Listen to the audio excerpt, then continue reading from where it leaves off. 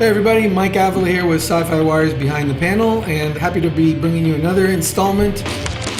Today I'm joined by the only person who can keep up with The Flash. He has been writing the Scarlet Speedster for almost 4.5 years. He's also keeping busy with Batman and Superman. There's some epic goings on in that one. Josh Williamson, thanks for joining us, man. Yeah, no problem. Thanks for having me. How has this whole situation been for you? I mean, you work from home anyway, but how is it? You have two kids? Yeah, she's here. Yeah. So it's definitely been really interesting. We just had this baby 3 months ago. I basically been quarantined for 3 months. Yeah, like I never leave this house already. I was already washing my hands like a maniac long before it became a thing. I'm telling you, like my wife is like, you do anything, you wash those hands. Like the moment that baby was born, it was go wash your hands. So, it's constantly. We were already in that zone of always washing our hands and never leaving the house. I used to joke with people, the only time I ever left my house was to go to the grocery store or go to the airport to go to like DC Comics or go to a convention. That was it. In terms of work, it's not, I've seen this online with other people, so I'm glad I'm not the only person that feels this way, but it's very, it hasn't really changed. Like I'm still here, I'm still working. I get into my office before 8 a.m. and I'm basically working from like 8 to 6 anyway. Like that hasn't changed at all. It's kind of interesting. We've all been really productive. Surprisingly, at times, I think some of us we wouldn't be as productive, but we've been super productive. We do a lot of stuff like this now. Before you would just do conference calls, but now we're doing a lot of like FaceTime, a lot of stuff with Skype, where we all can see each other and talk. And it's actually been really, it's really productive. I don't know. We got a lot of stuff done, and it's really interesting. A lot of the conversations we're having have been really encouraging and really positive. And but for the most part, it's just get back to work, keep on writing as much as I can. So much of the comics business is done months, even years in advance. Kelly Sue DeConnick, when I talked with her, she told me that a lot of her year has essentially been like postponed or canceled because have you run into issues where some of your projects have kind of been pushed back for whatever reason? Yes and no. There was a couple things I think, it's not, how about this? It's not things that I'm like working on right now, but it was all like future planning. Some of the future planning stuff has become even further future planning. There were some conversations we were having for some of the image stuff I do and some of the DC stuff that were like 2021 plans. So those, it's like, do you push those back? It's like those conversations are still ongoing and kind of changed. I haven't had anything that's like straight up delayed a year or anything like that. Some of the stuff we were doing with Nailbiter, Mike's working on issue 6 and issue 1 was coming out next week. So we're so far ahead. Like, do we stop working? No, let's just keep going. Just keep going and just keep working. Well, a question about that, because, Image is starting to experiment with releasing certain books when they're, in one single trade. Was that something you would consider doing with Nailbiter, since you're saying you guys are so far ahead and with maybe pushing the release back, would you consider releasing that as one standalone volume? I mean, right now it's so hard to make decisions like that because we're just kind of waiting to see how things sort of play out over the next few weeks, next few months. Until you know more information and how we're going to do this stuff, how to get these books to the stores and how we're going to, stuff with stores and all of that.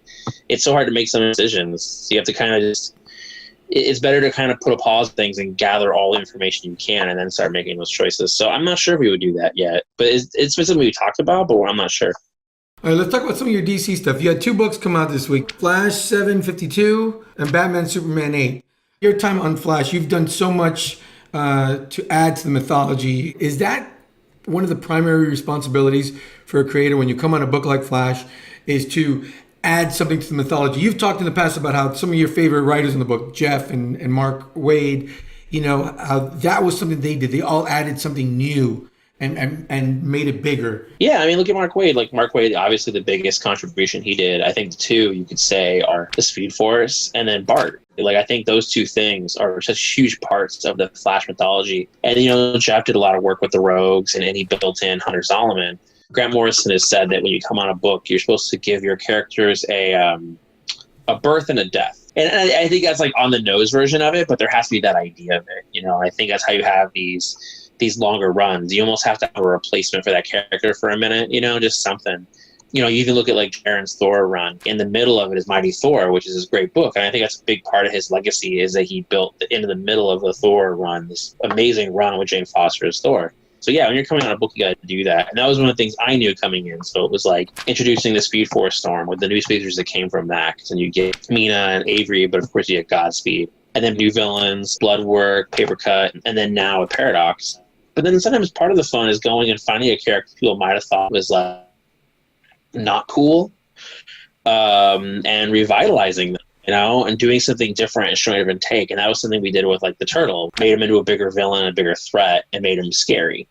One of the many themes that you've been running through your series, and especially most recently, is this theme of showing how other people view Barry. And it's a very introspective theme, which I think is very appropriate for the 80th anniversary of the character when, we're looking back and celebrating. Is that something that you had in mind the last couple of years, trying to tie that in there? Because it is a really interesting way. Instead of, having a character think about what he means to other people, you're showing how he is viewed by others and what they think and what they expect of him. Yeah, so what had happened was when I got the job, that was actually not in my original plans for, like, that is a theme. Like, I knew with the first 8 issues, I knew the theme of that. I knew what the theme of the first like year of the book was going to be. But the moment you take over a big franchise book like that, where it's Flash, Green Lantern, Batman, Wonder Woman, whatever, like you take on one of those books, the moment people find out you're on that book, they want to tell you immediately what they think about that character, who that character is, and what they think that book should be, right? Like everyone you talk to, from fans, editors, other creators, everybody. But with Flash, I had so many people telling me who Barry Allen was. And a lot of them were very similar, obviously. It was like, oh, he represents hope and inspiration. And I have this belief that like the conversations we have about the characters and story are the same conversations the characters have. So if we here are like, oh, Barry represents hope and inspiration, that means that in Barry's life, there are other people that are also telling him that. And we've seen that. Like if you've been reading The Flash or watched the Flash TV show, people will literally sit Barry down and be like, you represent hope. There's a moment in the Flash show early on, Harrison is like, your secret power is not the speed. It's you inspire people. Like, that's your real power. Could you imagine someone telling you that? That's a lot of pressure. A lot of pressure. Like, if everyone comes to you like, you represent hope, you represent inspiration. And I think at the end of the day, like, Barry is just a man. Like, he's not a god. To have people constantly come to you and say you represent this thing that is so big, these ideas that are so huge and mean so much to so many people. And so even back then, like once I got the job, I knew what I wanted to say in the first year. I had ideas what I wanted to say if I went past that. But then that theme of how people see Barry and how that impacts him, that became a big running theme in the book ever since the beginning. So there's little seeds of it. If you go back and look at the Rebirth special that I did, at the very end of that issue, there are 2 cops and they're talking about what they think about Barry Allen. And that was the beginning of this thing. Like, I even knew then this is what I wanted to do, is I wanted to show a story about how people see Barry. And these 2 cops at the beginning are like, Barry Allen makes mistakes. And that's how they see him. They don't see him like everybody else sees him, as this inspiration of hope and all this stuff. They see him as a guy they believe makes mistakes. All right, be honest, aside from the assumed royalty checks, it's got to be really cool to see your characters on the TV show, right? Oh, yeah. Yeah. Especially this season, you've had a couple of characters and things play and ideas play out in the season. Yeah, there's a lot this season. I mean, Godspeed has been on the show. Bloodwork was the villain for the first 8 episodes of the show. There's like a black hole subplot that was all from the first arc.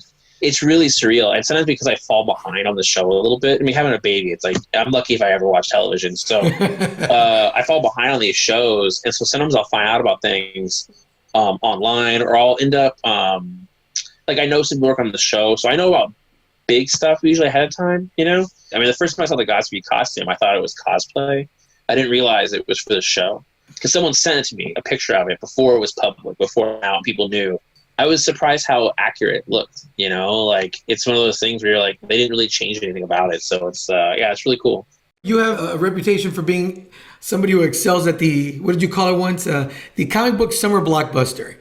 Stuff like Justice League. The blockbusters, yeah. Yeah, man. Justice League, Suicide Squad, The Button, The Flash Warrior, these big stories. Batman, Superman seems a great fit for you in that regard. You have the 2 biggest DC characters in this. You've got Ra's al Ghul and General Zod. Do you get free reign to bring in who you want to bring in for a book like this, since it's got Batman and Superman in it? Because, man, what I remember hearing that in the solicit, when I read that in the solicit, that I was like, whoa, that's a big deal. So with the first arc, I mean, the first arc was kind of built over years. You know, we had talked a lot about the Batman Who Laughs, what he was going to do, and you know, DC had come up with this idea for the Infected, and so we had talked to them a bit about what they wanted and the characters they wanted. And for me, I was mostly interested in writing Batman and Superman hanging out. Like that was the thing that was them on a detective story, them doing like detective stuff, kind of in a horror-ish story, but it's also still blockbuster action. That's the stuff I was interested in. When it came time, we knew that was going to end. Then the conversation of what is this book next. And so we just had fun with it. It was like, all right, this one after the first arc. So 7 and 8, it's Zod and Ra's al Ghul. The one after that, it was like me and Paul Kaminsky, the editor, we both like Atomic Skull a lot. So we were like, all right. But I also want to use Ultrahumanite because no one's used Ultrahumanite in a long time. Can I use him? They're like, yes. All right, cool. And then we have something coming up with Mixie and Batmite. It's like, all right, let's do something cool with them. And then we just kept on going from there. And that's how it always is of like, what are these villains that we want to see? How long are you looking at those various arcs that you mentioned? How long will they be? Well, the one that we just did with Zod and Ra's, that was only 2 issues. The one that is Atomic Skull and Ultrahumanite, that one is only 3 issues. Then we have an arc after that I can't talk about yet because they haven't announced it yet. But then there's an arc after that I'm really excited about that's coming up. But yeah, like there's a lot of cool stuff we have coming that I like. I kind of like that they're shorter issues. You know, it's almost like the modern version of a DC Presents or Brave and the Bold, you know, because the one and done era is long past, but I think there's still value in telling more condensed stories. So I like that you're doing it like that. That's one of the things with this book is that when you're doing a book that stars Batman and Superman, you also have to consider that there are multiple Batman books. You have Detective, you have Batman, you have Batman the Outsiders. There's all these other books over here doing Batman stuff. And over here, you have all these Superman books. You have Superman, and you have Action, but then you also have like Supergirl, Legion of Superheroes, and then you have Justice League. So doing the shorter arcs actually allows us to kind of like move through those stories a little better. It allows us to kind of play around with what's going on. With this arc right now, Ra's and Zod, we were able to kind of bounce off of some of the stuff that's going on in Bendis' book with like the destruction of Kandor. And then this next arc that we're doing with Atomic Skull and Ultrahumanite, that kind of bounces off some of that secret identity reveal stuff that happens, but also bounces off the idea that like Alfred is dead and that Gotham is going through this change because of Bane. Doing those short arcs allows us to sort of keep up with those books because there's so many of them. So let me ask you: we're 2 weeks into the self quarantining during this thing. What have you pulled off the shelf behind you there for some comfort comics reading during this time? Have you had time to do that? I haven't had that much time to do it. I mean, I've read some other books. I think with DC stuff, I will say this to you: I cannot answer that question because I feel you didn't like read a DC book, did you? You didn't read a DC book. No. Okay, here's the thing: I have a couple different answers to this question because I get a lot of books. If I showed you all the stuff that I pulled down this week to read, that would give away like all the stories we're working on. You know what I mean? Because I'm like, if I was like, oh, I pulled this off the shelf, that would possibly clue in all the future plans we have. So I mean, like, there's some stuff where I'm like, oh, that's oddly specific. They would like figure that out immediately. But yeah, I actually placed an order with my comic book store. I called them on Wednesday and had them send me maybe like 5 or 6 trades that came out this week. And they just showed up. I haven't opened the box up yet. They're in the other room. But yeah, I have like a stack of trades to read. But I have a ton of stuff here to read that Nice. I'm sure your store appreciated that you put the order in. Yeah, I mean, I've lived for a while. I used to live across the street from my shop. There's 2 shops. I mean, we're in Portland. There's like a million comic book stores up here. It's crazy. But this shop was my shop. It's called Cosmic Monkey. But they're across they were across the street from my apartment, so it was really easy. I walk in there and stuff. But yeah, I called them up and they just mailed me a big box full of books that I bought from them. So yeah, that's in the other room. So that'll be mostly what I'm reading. Here's a question though for you: put on your fan cap and tell me what dream Marvel DC crossover you would want to see as a fan, and what creative team. Oh man, that's really hard. That's really tough, dude. Come on, dude. Answer the question. Well, I'm looking at my office now. Now I'm like, if you're talking about like one book, if I was like one book, I'm gonna say Jason Aaron and Jim Lee. Like, I think Batman Wolverine by Jim Lee and Jason Aaron. I would pay for that. That'd be awesome. A Jason Aaron, Jim Lee Batman Wolverine book would print money. Yeah, it would print money. It would print money. Have you been able to catch up on any film or TV show that's been in your DVR for a while during these last couple of weeks? Nothing? Now, no, there's no time. My daughter actually, or who's not quite 4 yet, she's like super into Star Wars now, out of nowhere. She knows a lot of Star Wars stuff, and she tells us Star Wars stories, even though she's never really seen Star Wars. So, well, what happened was I was cleaning on Saturday morning, and they were all having breakfast, and I was like, what am I going to put on right now? And just ask them on. You know what? I'm going to put on Phantom Menace, just for fun. I'll put on Phantom Menace. So I put Phantom Menace on, and I'm just cleaning. I'm not really paying attention. My daughter walks in the room, and she's never seen any Star Wars, but she knows what Star Wars is. Like, she's been to Galaxy's Edge, but never seen Star Wars. So she understands Star Wars as a thing.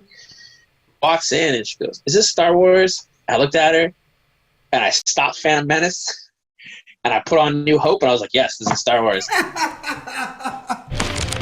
My thanks to Josh Williamson for joining us here on Behind the Panel. Hey, remember, subscribe to our YouTube channel, and check out some great comic book videos right here. And don't forget about my weekly column at SYFY WIRE.com.